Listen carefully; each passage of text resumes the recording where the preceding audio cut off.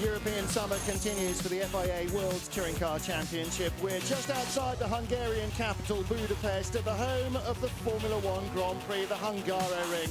And in bright sunshine, returning to a happy hunting ground for Chevrolet. Winners in last year's races, Aluminiu and Ivan Muller. Well, good afternoon, everybody. Good morning, wherever you are watching. Hope that the weather will treat you as well as it is treating us here in Hungary. 19 degrees of air temperature, but it's a bright sunny day. Temperatures only due to rise. And down on the grid, it is hot and scorchio as we get ready for the first of our races here. 2 races at every World Touring Car weekend. You can see the cars and the teams making their way to the grid. At the bottom of the picture, just creeping in, is our first-time view of the brand new Lada. James Thompson back with the Lada team as they make the car's debut in World Touring Car action. Hello, everybody. I'm Martin Haven. Alongside me, double British Touring Car champion, just got promoted, Matt Neal. Good afternoon, Matt. Hello, Martin.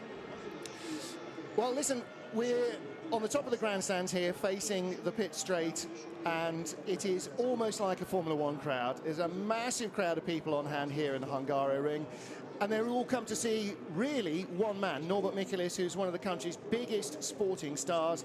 He was the Sports Personality of the Year last year in Hungary, and for all the people that are on the grid, there's 10 times as many in the grandstands waiting to see their hero take to the track. So that's a huge support for him, but it brings a degree of pressure as well to perform.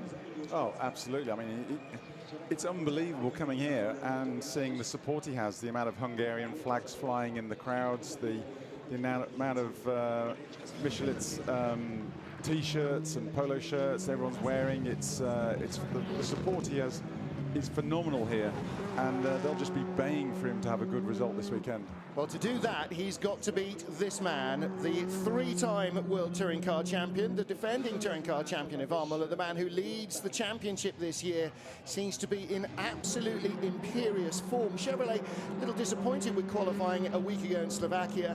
No such problems here, and they are 1, 2, 3 on the grid, and unsurprisingly, it's a little bit like putting money on Sebastian Vettel last year. That's the man you need to put your money on. He is producing the goods, isn't he? And that makes life tough for everybody, and especially if you're one of the other 2 Chevrolet drivers, Rob Huff, who starts alongside him in second, and Aluminiu, who starts behind him in third. They've got to beat the teammate, and they've got no machinery advantage. Yeah, we've got a fascinating battle between the 3 Chevy guys, and it's a real good internal wrangle, which Muller seems to be getting the upper hand of at the moment. But the one great thing we've got most weekends, and absolutely this weekend, is Tarquini in the Seat right in the mix, and he's a proper loose cannon on deck. He's very fast, very aggressive, and you know, he doesn't mind mixing it up because he knows he really hasn't got a chance at the championship overall, so he's going to hang it out every weekend he can. Well, we talked about the international field, not just different car manufacturers, but you spotted, Matt, on the grid, top 10 drivers are from 10 different nations as well, so it's a very international mix. Right at the back of the grid, Alberto Cecchi and Tom Coronel, who had problems after qualifying, and Charles Eng, I hadn't caught up with that, the Chinese driver having an engine change, dropping him right to the back of the grid from what would have been 13th after qualifying. Well, loads and loads of fans here. That is the main grandstand. And this is Tuesday on the streets of Budapest. They closed off 4-kilometre circuit of public road.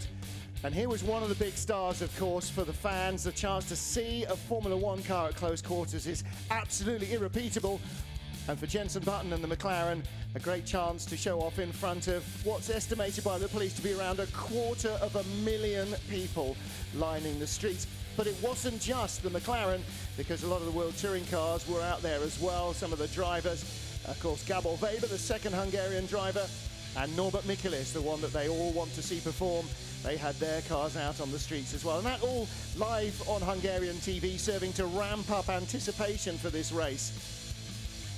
Well, some of the support races, the Lotus Ladies Cup, also out on the street. They provided a bit of excitement and little bits of incident in yesterday's race. How you roll a Lotus Elise was the question in the car on the way in, because they got such a low centre of gravity. But the man that they've all come to see, Norbert Michelis, lies 8th in the points. And like the two men just in front of him, Stefano D'Asti and Pepe Oriola, he's also battling for the Yokohama Independence Trophy classification.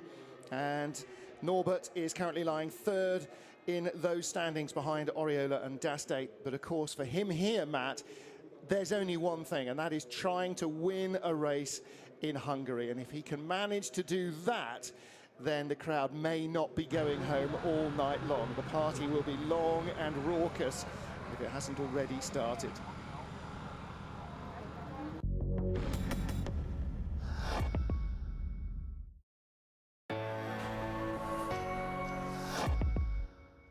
So they're all learning hard. Looking here at Franz Engsler's BMW on the grid, and again we watched qualifying footage again this morning on his in-lap right at the very end. Possibly, I think probably, denied Alain Menu a shot at pole because he was just on the turn-in for one of the fast final corners as Menu came up behind him. Yeah, well, had a heated debate with one of the stewards, John Cleland, who we've got the pleasure of again this weekend, of what we thought were right and wrong. And I mean, I definitely thought Engsler balked Menu, and Menu was on. You know, his sector 2 time was fast, and he was looking like he could be a pole lap, and you know, he ended up 4 tenths down. So yeah, they didn't seem to think so. And Menu didn't seem too upset by it. You know, he's on the 2nd row, but you know, we'll see how they go, whether he's got something up his sleeve for the races. Well, if he was 2 points behind Ivan Muller, he might have been a bit more upset. As it is, he's 20 plus, so he may say, okay, well, that extra little bit of qualifying may not have made the difference. Well, I hope Alain doesn't throw the towel in too quickly. You know, he's a very potent package, and it can soon go away from. Ivan has been very good, very calculated, very fast in the opening part of the season. You know, and he's had a little bit of luck going with him. He got turned round going into the first chicane at Monza. I mean, luck or skill, whatever, he came out of it, gaining a place and winning the race. That can soon go the other way, and it soon turn for Huffy and Menu. So they've got to keep right on it, keep focused, and keep the pressure up on Menu on Muller to you know, to try and turn that tide. Yeah, definitely can't give up. We just saw Daryl Young, 8th on the grid, great qualifying performance. I think that's his best in the special touring Seat Leon. He's, of course, got the new Orica-built engine. We saw Thiago Monteiro. He's the last man on the grid who has still got last year's Lehman-built engine. And there's a local hero. And listen, they can see him not just down on the grid, but on the massive Diamond Vision screens here in front, above the pit lane that the crowd are watching from the grandstands. They see the cameras zoom in on him. And that's going to happen all the way through the race. Wait till the action starts. Every time he comes past us, Matt, you're going to be having a tough time hearing yourself because of the crowd noise. If he gets taken off by a British driver or anything, or he doesn't finish the race, whatever, I'm locking myself in the commentary booth at the end of this run. So Norbert Michelis, well, he didn't get himself on the front couple of rows of the grid because the 3 Chevys are pretty much always going to lock out the top 3 positions unless they have major dramas. Tarquini was 4th. And the best BMW, well, this is a real turnaround in form for Mehdi Benani, who honestly has struggled really over the last 18 months in this Pro Team BMW. Well, not always in the Pro Team BMW, but he has struggled a little to really get to grips with it. And where Tom Coronel, with all his experience, was 19th, Mehdi Benani was 5th. So something somewhere, no matter what the Royal Motorsport guys have looked at in Coronel's car, something somewhere is definitely not right with it, because Tom, by his own admission, muffed his first lap, but his second one, he said, was a good lap. He looked down at the lap time and just couldn't believe how slow it was. But Nani somehow found the pace. Michelis found the pace there on row 3. In front of them, though, the best starter at a rolling start I think I've ever seen, Gabriele Tarquini, and standing starts as well. He can often outstart the BMWs. And he is going to be the thorn in the side of Chevrolet, isn't he? He is the man, as he said after qualifying, I'm not playing for the championship now. I just want to win races. I just want to enjoy the battle. And he and Alain Menu on row 2 somehow have got to negotiate their way through corner 1 and try and get by the 2 Chevys in front. It's good, actually, because the 3 Chevy guys are all fighting individually, because if they played the team game, they could easily quite quite block everyone out. Menu could be used as the blocker to keep Tarquini at bay, because Tarquini is the danger man today. You know, he's the one who can really upset the Chevy party. And but all the three Chevys are going to be fighting their own battle. It's MotoGP, every man for himself, and that's great to see. You know, it's not a team game, and it's going to be really interesting those first couple of corners. Yeah, Rob Huff looking as relaxed as ever, but he, along with Alain Menu and Ivan Muller, all knew at the beginning of the season, day one of winter testing, unless something cataclysmically strange happened, one of the three men in these blue cars is going to end up as the world champion. And that puts a massive focus on you and your teammates, because actually you're almost not worrying about anybody else, just about the other two guys in the garage. And at the moment, Ivan Muller is on a rare run of form. He is the guy they're all going to...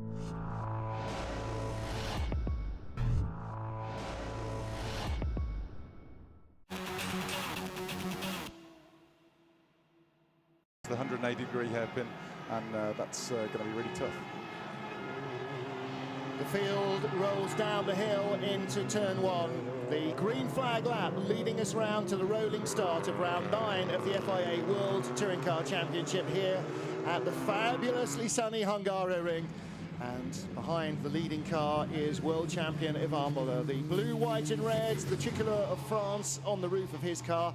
We ride on board in second place with Rob Huff, and that's not a view he will want of Muller disappearing out of corner 2. Turn 1's always a bit of a focus, but turn 2 almost seems to create more incidents and accidents in almost any race you see here, and certainly that was the case yesterday in AutoGP.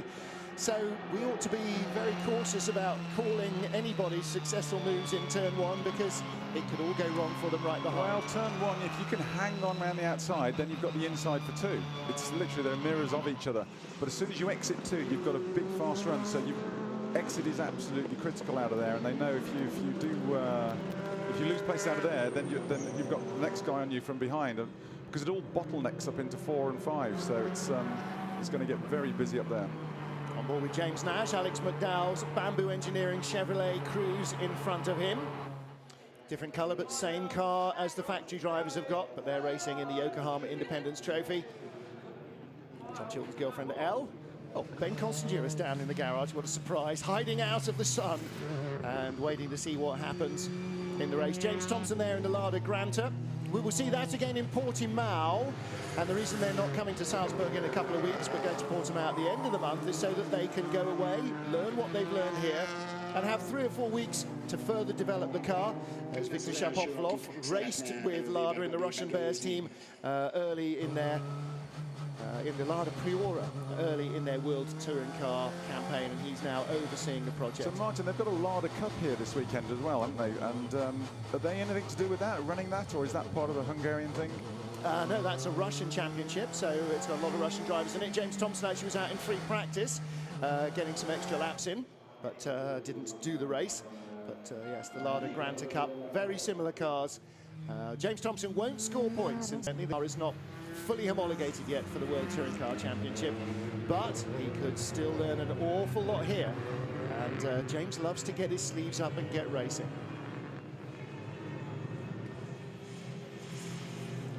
Two by two they came, not to the arc, but towards the starting line here in Hungary. On board with Gabriele Tarquini as Ivan Muller and Rob Huff get very close to each other through the penultimate corner. We're ready for the rolling start, round 9 of the FIA World Touring Car Championship. 5th race weekend, Budapest in Hungary. Muller on the left of your picture has the driver's inside line to the first corner.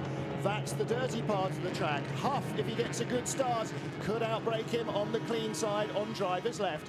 Red lights are on, they are just about in formation. It's very messy at the back, but away they go. And Muller has got to make a great start here. Huff is alongside him.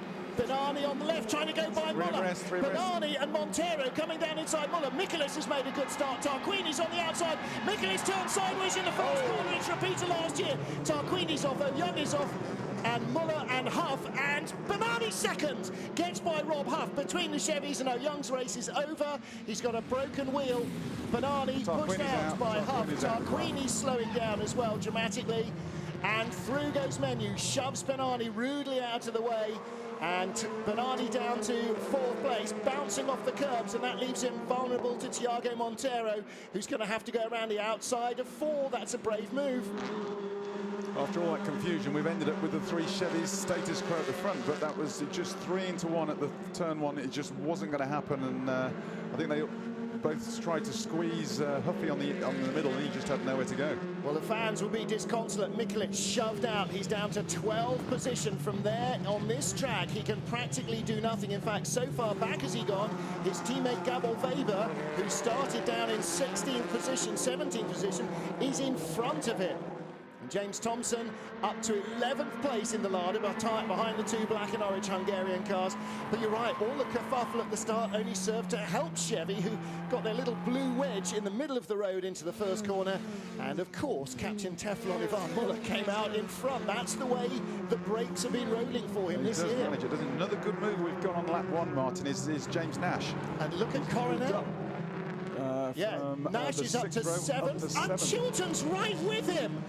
No, I beg your pardon, that's Oriola. Yes, that would have been a surprise. That would have been a surprise from 20-odd on the grid. Yeah, good start from James Nash. Thompson in front of Coronel and Cherki. They are 11th and 12th and 13th. And Mikelic is starting to pull away, and here comes Coronel. Well, that Lada's got some good straight line speed, so he might struggle. Well, what it doesn't yet do is get round the corners well. Coronel's alongside, still alongside in the background, still alongside. Nice. No, he can't get by him in a straight line. Maybe that is what Coronel's problem is. Maybe it is. Now, just very quickly before we get back to the action, the new Seat engine built by Orica have also built a completely different but new 1.6 turbo engine for that Lada, and given the speed and performance of the Seat engine, I'm not surprised to see that the Lada's engine is good in a straight line. And you saw there bobble between Weber and Mikelic. That's Engsler in the garage. And meanwhile, Bernani under pressure from Monteiro. So we're now in 2 races. We've got the 3 Chevys out front, then we've got everyone else right behind. On board with Mikelic, trying to get by Gabor Weber. He's going to have a lunge down into the chicane. He's shaping up. Here he comes, down the inside, and Gabor won't fight him too hard. They are, after all, teammates. And the crowd, little ripple there as he goes by on the big screens. Well, it's actually good with Bernani holding the next pack up a little, so that's going to allow Michelitz to come back into the fray. But there is a lot of metal there, isn't there? A lot of metal to get by. Of course, Norbert starting 6th here means he will be in 4th place on the race 2 grid, so he's got a chance still to try and win a race from there. It's such a shame we lost Tarquini early on, because he was going to be our one curveball to throw at the Chevy pack to sort of mix it all up a bit. Well, the Chevys are going to have to get on with it themselves, because we have got a race on our hands. In comes Tarquini. Engsler's out with bent rear suspension. Daryl Young's car is wrecked. Tom Boardman's car is off track somewhere as well. Didn't see where, but we're being told that he will stay where he is for the duration of the race. Bent rear suspension for Gabriele Tarquini as well, and that will have been on the left front of Daryl Young's car and right rear, I guess, of Tarquini's. Mikelic, I think, has probably got something awry on his car because he's making no progress. There's Tom Boardman, yes. Gosh, didn't even get to the apex of corner 1. James Nash and Alex McDowell battling for 7th and 8th. Nash is 7th and stays there, but McDowell had a good run on the exit of 1 down into 2, didn't he? And look, he's keeping up the pressure.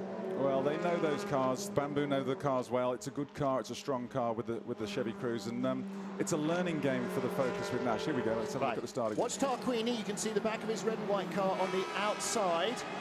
And Gabriele, as ever, another great start. How does he do this stuff? Makes it 3 wide. Mikelic made a good start as well.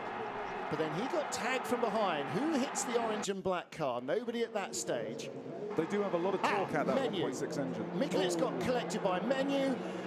Tarquini bumped off the back of Huff's car, and it was Engsler's car that broke the suspension of him and O'Young as they came together at the end of the incident. Here's Coronel's view, and here is Gabriele's.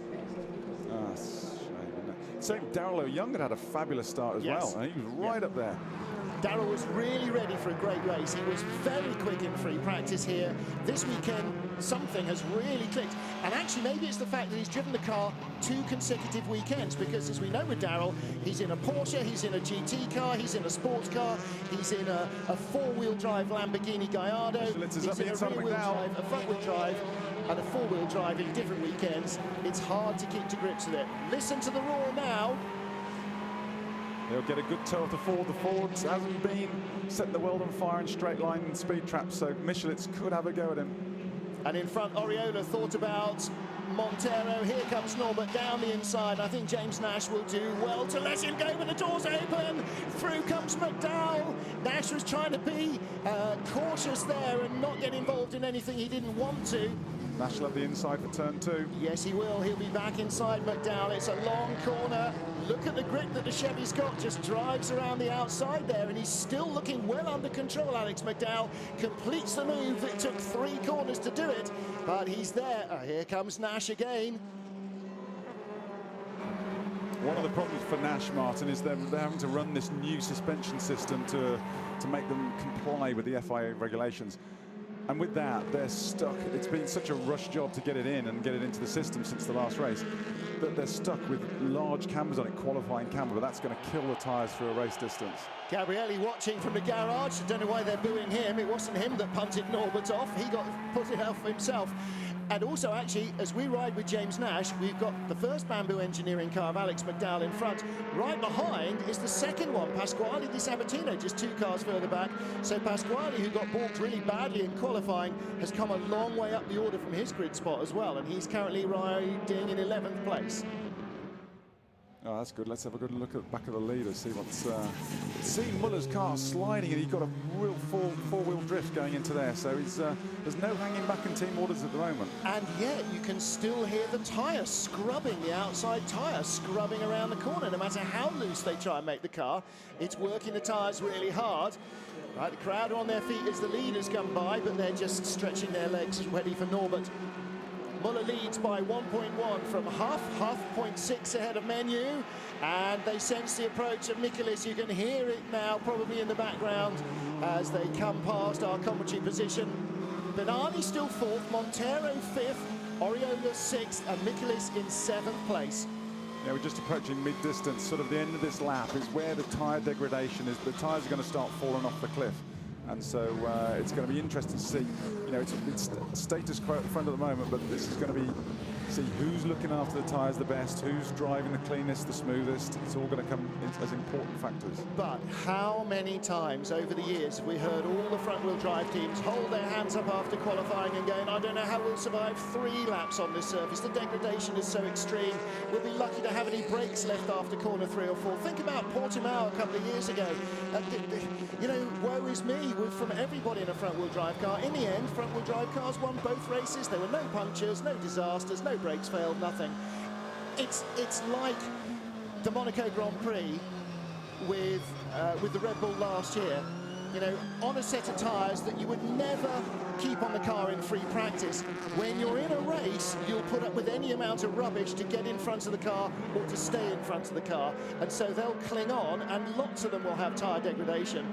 But tell you what, Weber's all over the back of Nash like a nasty rash at the moment. He's got to keep that Ford ever so tight. And he's got Coronel with him as well. So again, we saw Coronel struggling for straight line speed to get by James Thompson, who's now dropped back down to 14th place. Again, maybe that car is really overworking its tyres. I mean, it was a real suck it and see setup they came up with. They've not done any testing on it. The car's only just been completed. It rolled out of the workshops and onto a track for the first time on Tuesday for about half an hour at Manicourt to make sure not too much leaked. And they were right inside Nash, little touch. Down the straight as well, Mikulicz is closing up fast on Oriola. And Huff and Menu for second. Huff stays inside. Menu's got better pace and Muller's getting away. Mikulicz stays 7th, but fastest lap of the race for him. And Huff is under pressure. Alain Menu, who made adjustments to the car in morning warm-up, they really seem to have worked. He's going very well indeed. Yeah, Mikulicz is actually the only car on the lead lap who's lapping at the same pace as the Chevys at the front. So he's on the move. So we got 17 of our 22 starters left. Stefano D'Aste we lost as well, didn't see when or where. Engsler, Tarquini, and both special tuning cars are out.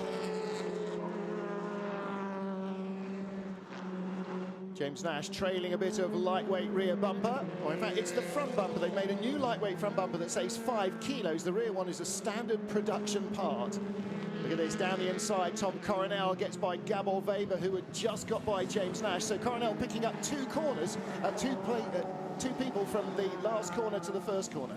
Oh, one more place. He's 11th now. He didn't think he was going to get in the top 10 today, so that's, and every point's valuable. Well, no, don't forget, he told us earlier on he's going to run on the most used tyres he can in the race. That was his early plan, but now... In race 1, he's saving some better ones for race 2. Well, no, he was trying to save 2 sets for next week for the Salzburg rig.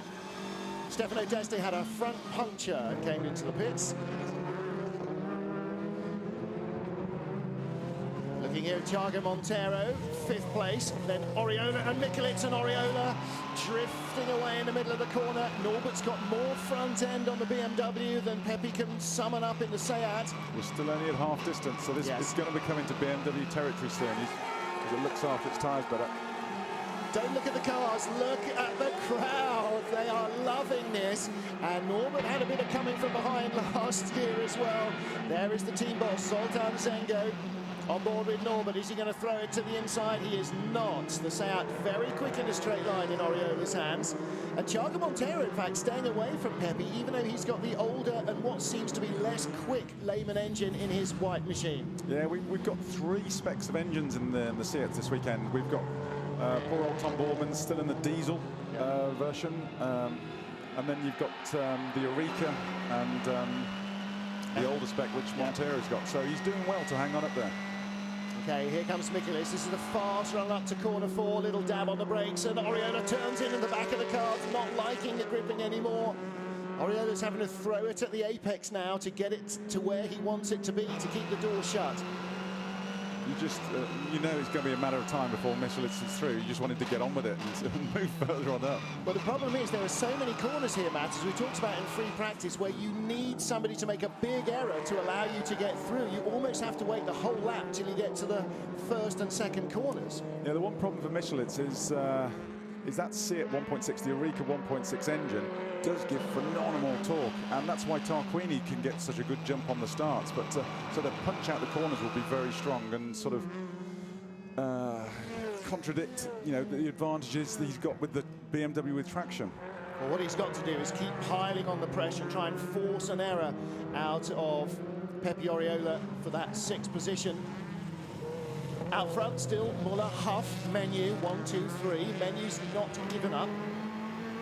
And we gather that James Thompson has got an engine that is starting to fluff a little bit. So he's dropping back down the order. Again, it's really day 2 of that engine program. Mikulits comes across the line and Oriola is pulling away from him in a straight line. So he's going to have to go 1 to 2 if he wants to get by. He won't make a move into corner 1. He's not close enough yet. But he's piling on the pressure. Can he force Pepe to go wide under braking? He can't yet. So time is running out. This is lap 8 of 12. Down the hill they come, and he's still pushing Oriola. Not literally, but really applying mental pressure. And, you know, this is now where Oriola, who has to have a dab of the brakes in the middle of the corner to try and avoid running out too wide, so he gets the run through corner 3 correct. This is where Oriola's got to ignore the orange and black car and just concentrate on the track. Yeah, you forget, we all forget how young Oriola is. I mean, he's only just 17, isn't he? So, you know, he's got a phenomenal learning thing. Just a little lock-up. It's very scrabbly turning into 5. Oh, and James Thompson comes down pit road. Oh, let's have a look here. He's got Charles Eng inside him. There was no contact there. Eng having to climb the curbs to ensure there wasn't no Matt, so he doesn't go and see John Clermont afterwards. That's all right, Mary. That's no problem. Hey, there you are. Into the garage to talk to the nice man at Orica.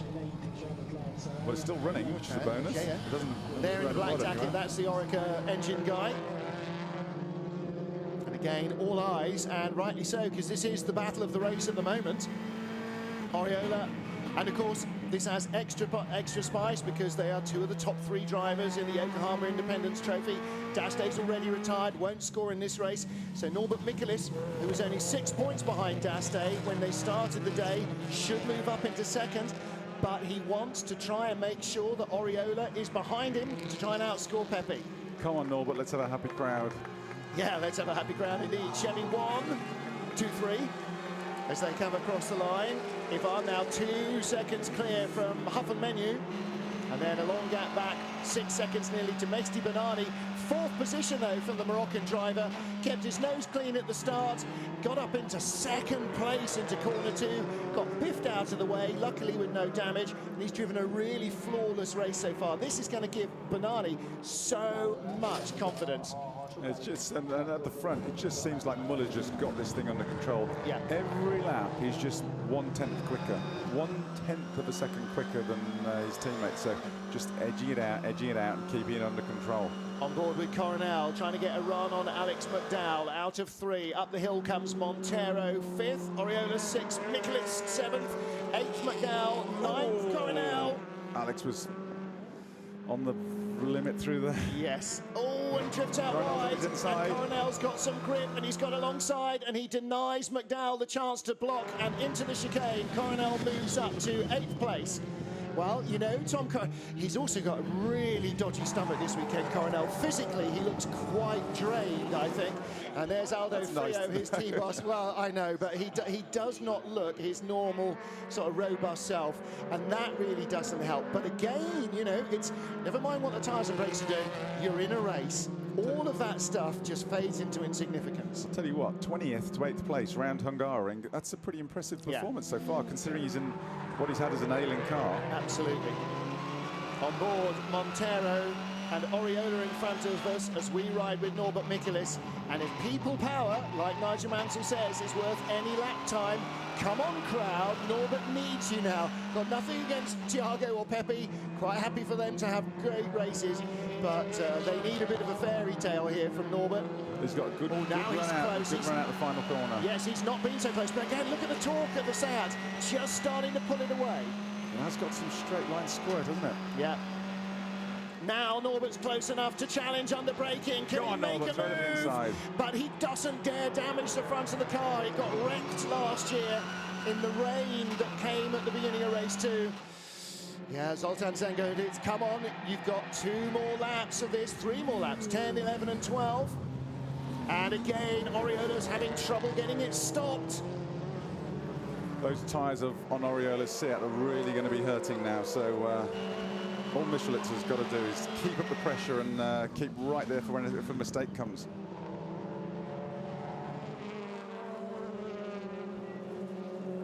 Franz Engstler back out on track, the car repaired. Tarquini's car is being repaired. Dastay is back out of the pits as well, so they'll all be healthy for race 2. James Thompson being worked on in the pits, and on the track, Oriola being worked on by Norbert Michaelis. He's really giving him no moment to breathe. And look how their pace has dragged them up towards Thiago Montero. Thiago was a couple of seconds clear before he isn't anymore. Well, they'll be working together, both giving each other a tow. The front car benefits from the tow as well because it's taking the air off the back of it, so it can move forward at a faster pace. NASCAR showed us that in the last couple of years, hasn't it? That, you know, the bump drafting pairs much quicker, A, than one on their own, and B, than a group on their own. But yes, they will work together a little better down the straights than Thiago on his own. And Oriola's got the new spec engine and Montero hasn't. Yes. Sorry, Oriola, yeah. Darrell Young's car has been fixed and he's back out on track as well, and that's great because he'll be well up the grid for race 2 and he needs a good result here as well. Oriola still clinging to 6, and as you say, for a 17-year-old, he's doing a great job hanging on. Norbert's not got an awful lot more racing experience, maybe 1 year more, even though he's a little older. Originally started gaming and then he's given a drive. Down the inside he comes. Listen. Can he stop it? Crowd are watching it and cheering him every inch of the way. Yes, he goes through by Pepe Oriola for 6th position. Now, can he get another one off Thiago Montero? Well, Thiago hasn't got the straight line speed to protect him like Oriola had, so it could be possible on the run up to the line if he can get close to them out of turn 13. Yeah, 2 more runs down into the first couple of corners on the end of lap 11 onto lap 12. That's it. So Thiago Monteiro in 5th position at the moment, and again for Thiago, you know, clinging on and hoping that by Portimao he might have the new engine that Oriola's got. At the moment, if he can stay in front of Norbert Michelis, he'll be a very happy man as well. But Michelis has already jumped halfway across the gap.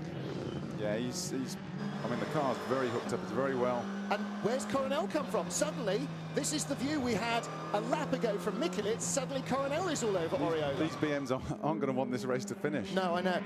And again, you know, so many times you think another 2 or 3 laps, you could really have seen the balance of power start to change dramatically between front and rear wheel drive.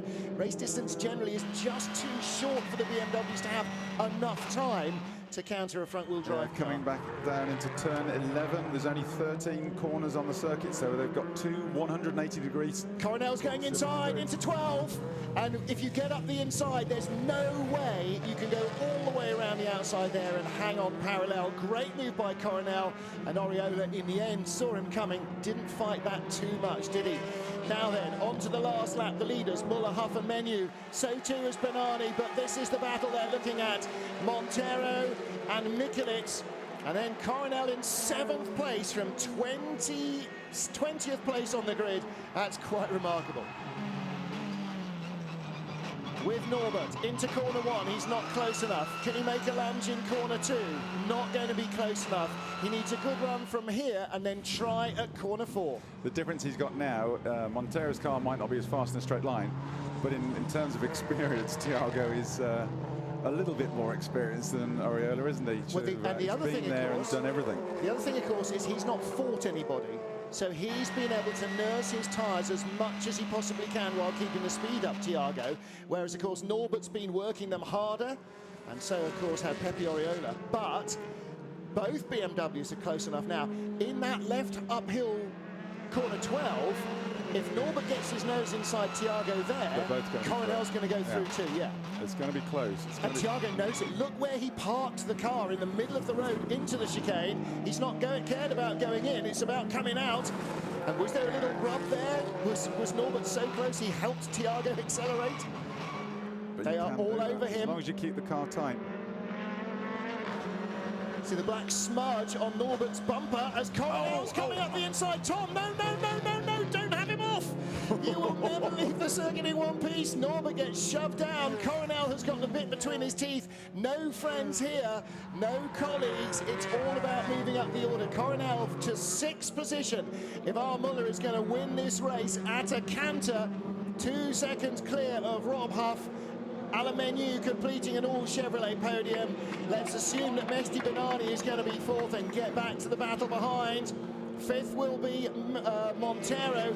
6th will be Coronel. Mehdi Bernani, 4th place. Great result for Pro Team. Now a 1-car entry. Great result for Thiago as well. Fantastic drive for Coronel. Norbert Michelis, a little deflated, I think, with that. Might have had a chance to challenge Monteiro for 5th. In the end, got shuffled back to 7th by Coronel. I don't know what tyres Tom did have on the car, but by gum, he made them work for him, whatever they were. Maybe you should do that, just go around picking up everyone's old tyres. And that's the best he's gone all weekend. Yeah, absolutely. Actually, do you know what? Realistically, maybe it's the best he's felt physically. I mean, you've got a couple of things there, Martin. Well, you're one Bernani 4th, his best ever finish, but Coronel 6th from the back of the grid. I think that Coronel's got to be the drive of the day so far. Definitely. And that, of course, at the Hungary ring, a track where famously you can't overtake. 100%. Well, you know, okay, only 16 cars finished the race healthy, but you've still got to get by them.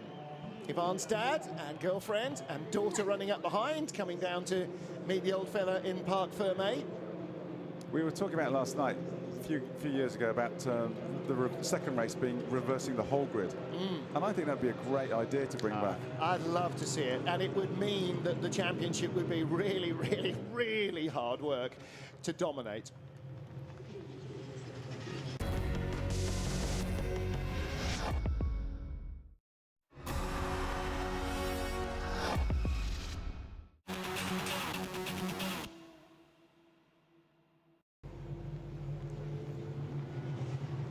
Rob Huff and Alain Menu follow teammate Ivan Muller through to Parc Fermé here after round 9 in the FIA World Touring Car Champion. Chevrolet scoring another 1-2-3 result. Muller extending his advantage over Huff and Menu.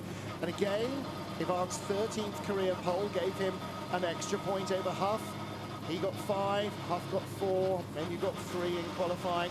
So every time he goes on track, pretty much, he's whittling away at the other's resolve and just gradually creeping further away. It's like one of those dreams where you're running trying to catch somebody, Matt, and nothing you do gets you any closer. And they've just got to focus on the fact that this is only race 9 of 24, and he's got to be catchable. There is a long way to go. They're not out the hunt at all. I mean, just Ivan has got the wind in his tail at the moment, and he's a very hard act to beat at any time. But when it's going with him, and it is at the moment, he's proper hard work to compete with, never mind to beat. So new helmet design, another new helmet design. The solid gold standard. Got his skull and crossbones on there. Indeedy. So high fives all round for our race 1 winner in Budapest. FIA media delegate Fabio Das down there with him, and Mehdi Banani. Look, Pro Team are having a really tough time. The team was in all sorts of disarray for various different reasons that we don't need to trouble. I think they're all congratulated for not bending the car as usual, never mind the result. Do you know what? What a great result for them. They're now down to a single car outfit. Isaac Tumlu has taken his toys and gone off to play in other championships, which is a real shame. He's gone off to do Porsche Super Cup, which is fine, but, you know, doesn't clash with this. But he leaves them the moment the team turn in the best result that we've seen from a Pro Team BMW in years. And Banani will be, no question, really buoyed up by that. And as for Coronel, 20th to 6th, that's faintly ridiculous, isn't it? If only he'd started in the top 10, he might have been able to challenge for a podium. 5 weekends and 5 race victories now for Ivan Muller. That looked like a pretty simple race for you. Tell us about it. No, simple is never. Huh? The start was really hot. Car on the back had the toe and they were very fast. We had to brake very late. I had to defend my place with Rob. It was tough. And then I have looked as best I could after my tires. Thank you very much. And winner of the Independence, the best ever result for Mehdi Banani. You must be extremely happy. Yes. I congratulate everybody, my partner, everybody to follow me, because it depends on the partners. That's why we are here. I congratulate the team because they have do a very, very great job. Because our engine problem was resolved from Slovakia, and we can fight with the other people for championship. Congratulations, enjoy the podium. Thanks a lot. Well, Jack, really great to see the smile back on his face. He's been looking all at sea this season so far and has managed to get it all together when it counted. And big crowd cheering Norbert Michaelis, 7th place at the flag. But again, starting row 3 of the grid, standing start should be good for the BMWs. He has got an opportunity to claim his 2nd ever World Touring Car Championship victory. Could have won last weekend, got punted off by Gabriele Tarquini, but he's got an opportunity to win here in Hungary, and the roof will come off the place if he can manage to do that. Yeah, all the main players are going to be behind him. He has got the advantage with the standing start with the BM, and he's on the 3rd row inside line, so it's all to play for. Absolutely. Pepe Oriola and Franz Ainsler will lead the field in race 2's grid.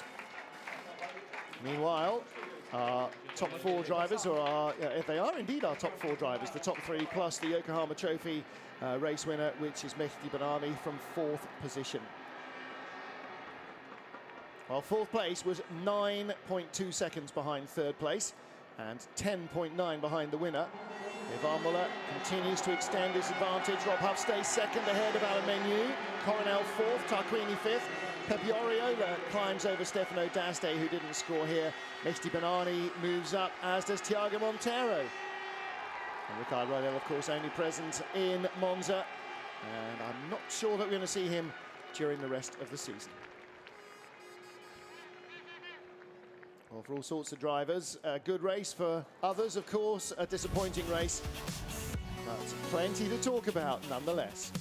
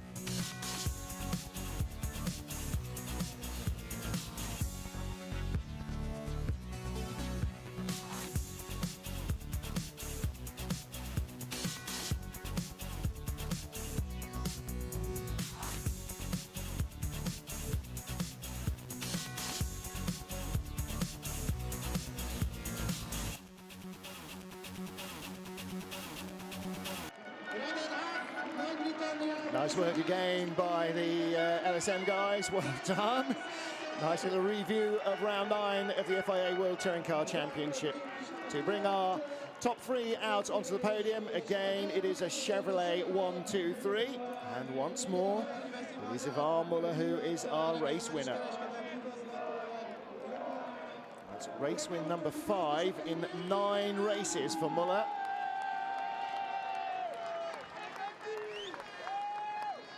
You can hear the crowd chanting for Norby. He's not on the podium, but Mehdi Banani is. And look at that smile.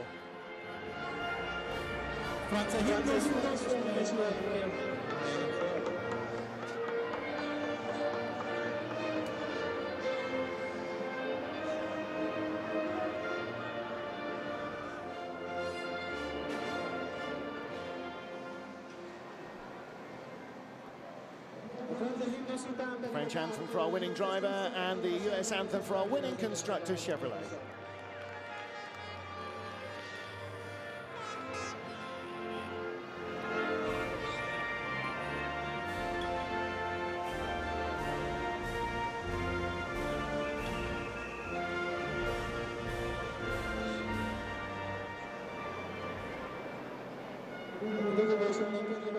Mehdi Banani on the right in the white overalls. Now, I don't know the last time he was on a podium as the Yokohama Trophy race winner, but he certainly hasn't been in that position this season. You can see the layout of the Hungaroring on the trophy. Alamenu, 3rd place. I suppose if you're Rob Huff, you know, you've got 2 old blokes beside you on the podium. The good news, though, Matt, is... Yeah, they're in their 40s, mate. That's ancient. The good news, of course, is that Rob, if he keeps at it, can still be racing in 20 years' time at this level. He could do. I mean, you just got to keep on piling results in. At the moment, he's very good at that. So, yeah, you look at Tarquini, but who's 50 now, is he? But yeah, he can 51. still run. I bet he can still run a marathon under 3.5 hours. So he's run it a lot faster than I can. That's for sure. You're absolutely right. And you know that's one of the great things about touring car racing and sports car racing as well. Is it's not done when you're 30 like Formula 1. Well, there is your all Chevy podium in race 1. Will they do it in race 2? And who will win the Yokohama Trophy? Like.